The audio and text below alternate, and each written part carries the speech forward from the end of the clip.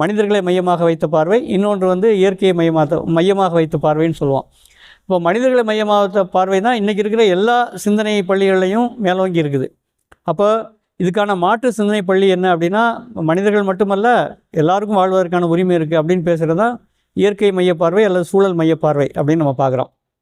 அந்த அடிப்படையில் இப்போ சூழல் மைய பார்வையில் என்ன நடக்கும், என்ன எதிர்ப்பு வரும் அப்படின்னா, இவங்க பிற்போக்காக இருக்கிறாங்க, வேகமாக போகிற உலகத்தை பின்னாடி இழுத்துட்டு போகிறாங்க அப்படின்ற ஒரு குற்றச்சாட்டு வரும். அது வரட்டும், அது நம்ம சந்திக்கலாம். ஆனால் நமக்கு என்ன பார்க்கணுன்னா, அடுத்த தலைமுறை வாழணும்னா அங்கே குடிக்க தண்ணி இருக்கணும், மரம் இருக்கணும், செடி இருக்கணும், காற்று இருக்கணும். இந்த மாதிரியான வாழ்வாதாரங்கள், அது உயிராதாரங்களே நமக்கு தேவைப்படுது. அப்போ இதுக்கு என்ன பண்ணுறது அப்படின்னா, இதுக்கு சில வழிமுறைகள், அணுகுமுறைகள், சில கோட்பாடுகள், சில தியரின்னு சொல்லலாம் இல்லையா, அதெல்லாமே நம்ம வந்து உருவாக்க வேண்டியிருக்கு. அந்த அடிப்படையில் தான் நம்ம அந்த திணை அப்படிங்கிற அந்த கோட்பாட்டை நம்ம வந்து பேசுகிறோம். அப்போ எப்படி சொல்லும்போது, இப்போ எடுத்துக்காட்டால் இப்போ ஒரு இடத்துல வந்து ஒரு ஒரு ஒரு சமூகம் இருக்குது அப்படின்னா, ஒரு 5-6 கூறுகளாக நம்ம பிரிக்கலாம். ஒரு சமூகத்தை எப்படி பார்க்கலாம் அப்படின்னா, முதல்ல வந்து பொருளாதாரம் அப்படின்னு ஒரு பிரிவு, அதாவது பொருளியல் அப்படின்னு ஒன்று பார்ப்போம். அதுக்கடுத்து அரசியல் அப்படின்னு ஒரு பகுதியாக இருக்குது. இன்னொரு பக்கம் சமூகவியல் அப்படின்னு ஒரு பகுதி இருக்குது. இன்னொரு பக்கம் பண்பாடுன்னு ஒரு பகுதி இருக்குது. இதையும் தாண்டி சூழலியல் ஒன்று சொல்கிறோம். இந்த சூழலியலுக்கும் அந்த சமூகத்துக்குள்ள உறவை வந்து நம்ம ஈக்காலஜின்னு சொல்லக்கூடிய சூழல் உறவியல் அப்படின்னு ஒரு 6 கூறுகளாக நம்ம பிரிக்கலாம்னு வச்சுங்களேன். இப்போ இந்த 6 கூறுகளையும் ஒன்றோடு ஒன்று இணைஞ்சு தான் வந்து சமூகம் இயங்குது. ஒன்றை விட்டு ஒன்று இல்லை. இப்போ நம்ம ஒன்றுக்கு மேலே இப்போ வெறும் அரசியல் அதிகாரம் மட்டுமே இருந்தால் சமூக மாற்றத்தை பண்ணிடலாமா அப்படின்னா அதுலேயும் சிக்கல் இருக்குது. ஏன்னா அரசியல் மாற்றங்கள் வந்த பிறகு கூட பல இடங்களில் மாற்ற முடியல. எடுத்துக்காட்டால் இப்போ சோவியத் ரஷ்யா எடுத்துக்கிட்டாலும் சரி, மற்ற நாடுகளில் அரசியல் அதிகாரம் கூட அவங்களுக்கு வந்துச்சு இடதுசாரிகளுக்கு, ஆனாலும் கூட மாற்றம் நிகழலை. அதே போலத்தில் பண்பாட்டு வகையில் வந்து நம்ம எல்லாத்தையும் மாற்றத்தை ஏற்படுத்தி நம்ம பண்ணிடலாமான்னாலும் சாத்தியம் இல்லை. அதுலேயும் சில இடங்களில் முயற்சி பண்ணி தோற்று போயிருக்காங்க. அப்போ பொருளாதார ரீதியாக விடுதலைப்பட்ட நாடுகள் மட்டும் அது சாதிச்சிருக்கா அப்படின்னா அதுவும் இல்லை. அப்போ எல்லாம் ஒன்றோடு ஒன்று இணைஞ்சதாக இருக்குது. இப்போ இந்த இணைந்த பார்வை தான், ஒன்றோடு ஒன்று இணைந்த செயல்பாடு மட்டும்தான் தீர்வாக இருக்க முடியும் அப்படிங்கிற மாதிரி நம்ம தோணுது. இப்போ அந்த அடிப்படையில் நம்முடைய நம்ம பண்டைய தொல்காப்பிய மரபில் இருக்கக்கூடிய அந்த சட்டகம் எப்படி சொல்லுது அப்படின்னா, சமூகத்தை எப்படி பார்க்குது அப்படின்னா, முதற் பொருள், கருப்பொருள், உரிப்பொருள் அப்படின்னு 3ஆக பிரிக்கிறாங்க. இந்த முதற் பொருள் அப்படின்னு எடுத்துக்கிட்டிங்கன்னா, முதற் பொருள் என்ன அப்படின்னா டைம் அண்ட் ஸ்பேஸ், அல்லது நிலமும் பொழுதும். அப்போ நிலமும் பொழுதுன்னு எடுத்துக்கிட்டால் கூட அதை 3 பிரிவுகளாக நம்ம பார்க்க வேண்டியிருக்கு. ஒன்று, இந்த பூமி தன்னைத்தானே சுற்றும்போது ஏற்படக்கூடிய இரவு பகல், அது ஒரு பிரிவு, அது சிறு பொழுது அப்படின்னு சொல்கிறார் அவர். அப்புறம் இந்த பூமி சூரியனை சுற்றி வருகிறது, அது வந்து பெரும்பொழுது அப்படின்னு பிரிக்கிறார். சரி, இந்த ஒட்டுமொத்த இந்த சூரிய குடும்பமே ஒரு பெரிய பால்வெளியில் பயணம் செய்யுது, அதை நெடும்பொழுதுன்னு வச்சுக்கலாம். அவர் சொல்லலை, நம்ம வந்து அதை வகைப்படுத்துகிறோம். ஒரு நீண்ட காலம் அப்படின்ற சொல்ல பயன்படுத்துகிறார் தொல்காப்பியர். அப்போ 3 வகையான கால வரையறைகள் இருக்குது. ஒன்று ஒரு நாள், 2வது பருவங்கள், 3வது வந்து பெரிய காலம். அதை தான் நம்ம இப்போ அந்த காலநிலை மாற்றம், கிளைமேட் சேஞ்ச் எல்லாம் பேசுகிறோம் இல்லையா, அந்த மாதிரியான விஷயங்கள் எல்லாம் நீண்ட காலத்தில் நடக்கக்கூடிய மாற்றங்கள். இப்படி வந்து நம்ம வந்து பார்க்க வேண்டியிருக்கு. அதே போல் நிலம்னு எடுத்துக்கிட்டிங்கன்னா, அதவே வந்து நிலத்தை வந்து எப்படி பிரிக்கிறார் அப்படின்னா, குறிஞ்சி, முல்லை, மருதம், நெய்தல் அப்படின்னு 4 வகையாக பிரிக்கிறாரு. அது போக இந்த 4 நிலங்கள், அப்புறம் திணைகள் அப்படின்னு பிரிக்கிறார். திணைகள்னு எடுத்துக்கிட்டிங்கன்னா நிலம், பொழுது, கருப்பொருள், உரிப்பொருள்லாம் சேர்ந்த கலவை தான் திணை. நம்ம தனியாக பார்க்க முடியாது. அப்போது சில இடங்களில் திணைகளுக்கு வந்து இடம் இருக்குது, ஆனால் வந்து சில திணைகளுக்கு இல்லை. எடுத்துக்காட்டால் பாலைன்னு எடுத்துக்கலாம். பாலை திணைக்கு வந்து நிலம் வந்து நிரந்தரமாக இல்லை, அது காலத்தோடு இணைஞ்சிருக்கு. இப்போது எப்போல்லாம் வறட்சி வருதோ அப்போ வந்து அது பாலையாக மாறுது, குறிஞ்சியும் முல்லையும். மறுபடியும் மழை பெஞ்ச பிறகு அது வந்து மறுபடியும் குறிஞ்சியாக போயிடுது, முல்லையாகிடுது. அப்போ அந்த காலமும் நிலமும் சேர்ந்த ஒரு வகையான ஒரு இணைப்பு தான் பாலைக்கு இருக்குது. அதே போல் கைக்கிளை பெருந்திணைன்னு எடுத்துக்கிட்டிங்கன்னா அதில் 2மே இல்லை, நிலமும் வரல, பொழுதும் வரல. ஆனால் அங்கே இருக்கக்கூடிய பண்பாட்டு கூறுகள் மட்டும் அதை தீர்மானிக்குது. இது ஒரு வகை. இதெல்லாமே அகத்திணை அப்படின்னு பிரிக்கிறார். அகம்புறம் அப்படின்னு 2 பிரிவாக பிரிக்கிறாங்க. இப்போ ஒரு இதை எடுத்துக்கிட்டோம்னா, ஒரு குடும்பத்தில் ஒரு தனிநபருக்கு நடக்கக்கூடிய அனைத்து நிகழ்வுகளையும் அகம் என்றும், அதற்கு வெளியே நடக்கிறதெல்லாம் புறம் அப்படின்னு பிரிச்சுக்கிறாங்க. அப்போ அகத்திணை அப்படின்னு ஒரு 7, புறத்திணை அப்படின்னா வெளியில் நடக்குது. என்ன இருக்குன்னா, அந்த காலகட்டத்தில் நடந்த போருக்கு போகிறது, அல்லது வந்து படிக்கிறக்காக போகிறது, வேலை தேடி போகிறது, இப்படியெல்லாம் அது காதலுக்காக போகிறது, இப்படி போகக்கூடிய அந்த வெளியில் நடக்கக்கூடிய சமாச்சாரங்கள், காதலை மட்டும் அகத்தில் வச்சுட்டு மற்ற போருக்கு போகிறது, மற்ற இதெல்லாம் போகிறதெல்லாம் புறத்திணையில் வைக்கிறாங்க. குறிப்பாக பார்த்திங்கன்னா பெரும்பாலும் அவங்க அந்த தொல்காப்பியமோ புறப்பொருள் வெண்பாமலையோ பேசக்கூடிய செய்திகள் என்னவாக இருக்குன்னா, பெரும்பாலும் வந்து இந்த போர் சம்மந்தப்பட்டதாக தான் இருக்குது. போர் காலமாக நம்ம என்ன பண்ணோம்னா அதை எடுத்து இன்றைக்குள்ள காலத்துக்கு நம்ம பொருத்தணும். அது அடுத்த மாதிரி செய்யணும் நம்ம.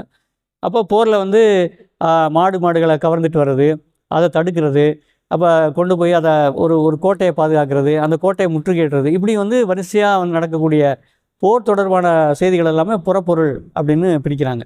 அப்போது அகத்திணை புறத்திணை அந்த பிரிவுக்கு போக நம்ம உரிப்பொருள் இது கருப்பொருள் எடுத்துக்கிட்டோம்னா தெய்வத்தை பற்றி பேசுகிறாங்க. அதுக்கடுத்து உணவுக்கு அடுத்தாப்புல வந்து அங்கே இருக்கக்கூடிய விலங்குகள், அப்புறம் மரங்கள், பறவைகள், அப்புறம் வந்து அங்கே இருக்கக்கூடிய செய்தின்னு சொல்லக்கூடிய தொழில், அதுக்கப்புறம் பறைன்னு சொல்லக்கூடிய கம்யூனிகேஷன், அது ரெண்டு தவிர அப்புறம் யாழ் சொல்லக்கூடிய அந்த கல்ச்சுரல் ஆஸ்பெக்ட் அல்லது இசை தொடர்பான சமாச்சாரம், இதெல்லாம் சேர்த்து தான் அவங்க வந்து அதை கருப்பொருள்னு சொல்கிறாங்க. இப்போ அந்த தெய்வம் அப்படிங்கிறத நம்ம வந்து கடவுள் அப்படின்னு பார்க்காம நம்ம எப்படி பார்க்கணும்னா, நம்ம திணை கோட்பாட்டில் இல்லை சூழலியல் கோட்பாட்டில் பார்க்கும்போது அதை ஒரு எனர்ஜி சோர்ஸ் அப்படின்னு பார்க்கலாம். அதாவது ஆற்றல் மூலங்கள் அப்படின்னு. இதுக்கு முன்னாடி ஒரு 5 வைக்கிறார் தொல்காப்பியர். அதை நம்ம தெரிஞ்சுக்கணும்.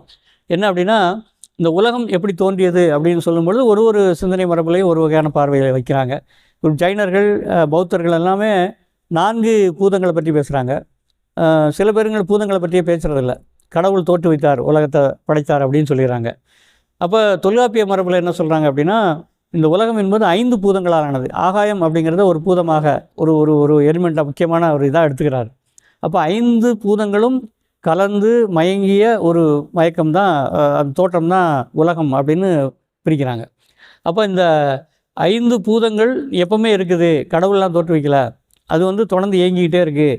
இப்போ என்ன சொல்கிறாங்கன்னா, அந்த பெருவெடிப்பு கொள்கை சொல்கிறாங்க, பிக் பேங் தியரிலாம் சொல்கிறாங்க இல்லையா, அந்த மாதிரி வந்து தொடர்ந்து ஒரு இயக்கமாக நடந்துக்கிட்டே இருக்குது அப்படின்னு சொல்கிறாங்க. அது நம்ம பின்னாடி அதை பற்றி விவாதம் பண்ணுவோம். டான்ஸ் ஆஃப் சிவான்னு சொல்லிட்டு சிவனுடைய நடனம், நடராஜனோட நடனம் எப்படி வந்து அந்த பிக் பேங்கோட ஒத்து போகுது அப்படிங்கிற பற்றி நிறையா பேசுகிறாங்க. நம்ம அது இப்போதைக்கு அது வேண்டாம். இப்போ நம்ம இதை மட்டும் எடுத்துக்குவோம். அப்போ அந்த தெய்வம் அப்படிங்கிறது ஒரு இடத்துல உணவை உற்பத்தி பண்ண அல்ல வாழ்வியலுக்கு அடிப்படையாக இருக்கக்கூடிய ஆற்றல் மூலம், எனர்ஜி சோர்ஸ் அப்படின்னு வச்சுக்கலாம். அடுத்தது எடுத்துக்கிட்டிங்கன்னா உணவுக்கு முந்தி நம்ம எப்படி பிரிக்கணும். ஏன்னா இந்த வரிசைப்பாட்டில் வந்து கொஞ்சம் சிக்கல் இருக்குது. எப்படின்னா, அகப்பொருள் விளக்கம் அப்படின்னு ஒரு இலக்கண நூல் இருக்குது, நம்பி அகப்பொருள் விளக்கம் அப்படின்னு.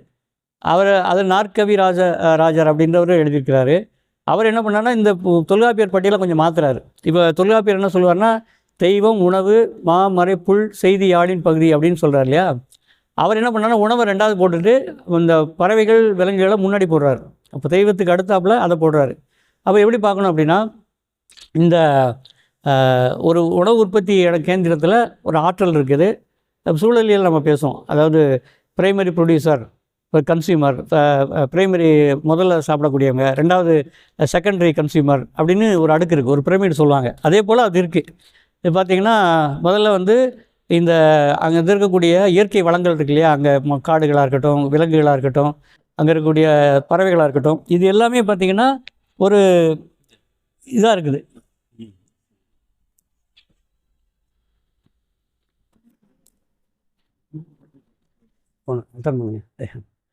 அப்போ இது எல்லாமே பார்த்திங்கன்னா ஒரு வகையில் வந்து அந்த சமூகத்துக்கான ஆற்றலை, அதாவது அந்த உற்பத்திக்கான ஒரு அடிப்படை ஆதாரங்களாக இருக்குது. இயற்கை வளங்கள்னு சொல்லணும்னா அது மாதிரி இருக்குது. அதுக்கப்புறம் உணவு உற்பத்தியை தாக்கி பிடிக்கிறதுக்கு, அதை மேற்படுத்துறதுக்காக தான் அந்த செய்தி யாழ்னு சொல்லக்கூடிய அந்த டெக்னாலஜி.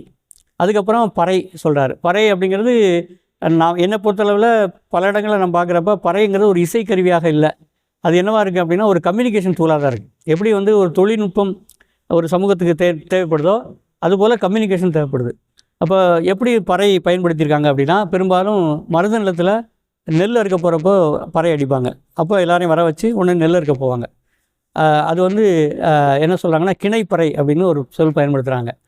அதே பக்கம் இந்த பக்கம் பார்த்திங்கன்னா தொண்டகப்பறை, குறிஞ்சி நிலத்தில் தொண்டகப்பறை பயன்படுது. அது தொண்டகப்பறை எதுக்கு அப்படின்னா, பெரும்பாலும் திணைப்புணம் காப்பதற்கு, அவங்க அந்த மக்களை கூப்பிடுறதுக்கு, திணை அறுக்க போகிறதுக்கு,